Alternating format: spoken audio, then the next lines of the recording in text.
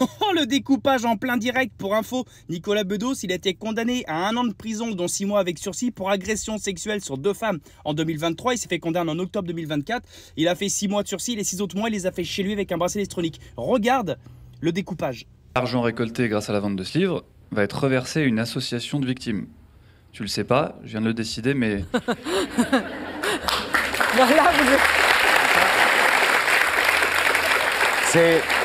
C'est sérieux ce qu'on dit là. C'est sérieux ce qu'on dit là. C'était une manière de te montrer Ouais. que c'est important le consentement. Bah oui. Je décide que l'argent est reversé à cette association sans te demander ton avis.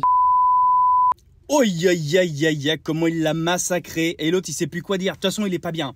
Ça se voit, il est pas bien. Déjà, quand l'autre, il prend la parole, c'est Paul de Saint-Cernin, là. Il prend la parole, déjà, Nicolas Bedos, il regarde dans le vide, il dit rien. Il sourit un petit peu. Après, il dit après, c'est sérieux, là, ce qu'on dit quand même. Oh là, oh, il l'a massacré. Il l'a dégommé. Oh là là là, comment ça fait mal. Parce qu'il a renoncé à faire appel.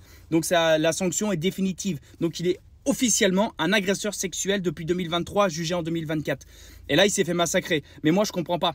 Parce que tu es une personnalité connue, merci papa, parce que avant de se faire épingler, Nicolas Bedos, il se l'a pété sur les plateaux, il ouvrait sa bouche, très hautain, très prétentieux. Et là, il pète beaucoup moins sa bouche depuis qu'il s'est fait niquer. Par contre, il ose quand même venir sur un plateau télé. Pour te dire que les plateaux de gauchos là, de France Télévisions, de comment ça s'appelle, Léa Salamé et compagnie, ça les dérange pas d'inviter quelqu'un qui, il y a même pas 1 an, s'est fait condamner pour agression sexuelle. Par contre, ça refuse de recevoir le RN, le machin, tu vois, c'est qu'en période électorale, machin et compagnie. Bref, tout est à gerber dans cette histoire. Et là, pour le coup, bravo Paul de Saint-Cernin. Bravo.